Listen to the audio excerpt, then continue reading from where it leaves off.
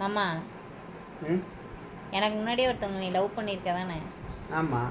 ஒன்றும் இல்லை, 2 பேர். உனக்கு சொல்லியிருக்கேன்ல. ஆமாம் ஆமாம் சொல்லியிருக்கீங்க. ஆ. இப்போ வந்து நம்மளுக்கு கல்யாணம் ஆயிடுச்சு. இப்போ கல்யாணம் ஆகி 8 வருஷம் ஆச்சு. எல்லாமே சரி. ம் சப்போஸ் நம்ம 2 பேரும் கல்யாணம் பண்ணலை, நீங்கள் ஒரு ஆளையும் கல்யாணம் பண்ணிட்டு போயிட்டீங்க, நான் ஒரு ஆளை கல்யாணம் பண்ணிட்டு போயிட்டேன், சரியா? சரி. அப்போ வந்து நீங்கள் என்னை நினைப்பீங்களா? அது எப்படி லவ் பண்ண மறக்கவும் முடியும்? நினைக்காம இருப்பேன்.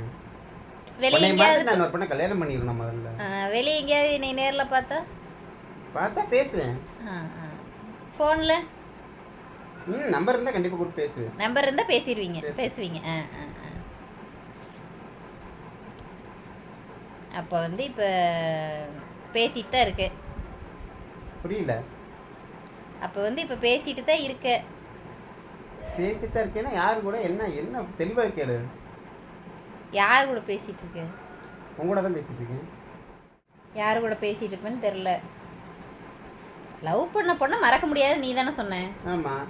அப்புறம் அப்புறம் அப்போ அந்த பிள்ளைகிட்ட பேசிட்டு தான் இருக்க. ஏய், நீ எதை கேட்டேன்னு அதுக்காக சொன்னேன். நீ எப்படியோ சுற்றி போட்டு வாங்கிட்டு இருக்கீங்க. நீ சொன்னது என்ன? மறக்க முடியாது. லவ் பண்ண பொண்ணை எப்படி மறக்க முடியும்? நீ தானே சொன்ன, நானா சொன்னேன்?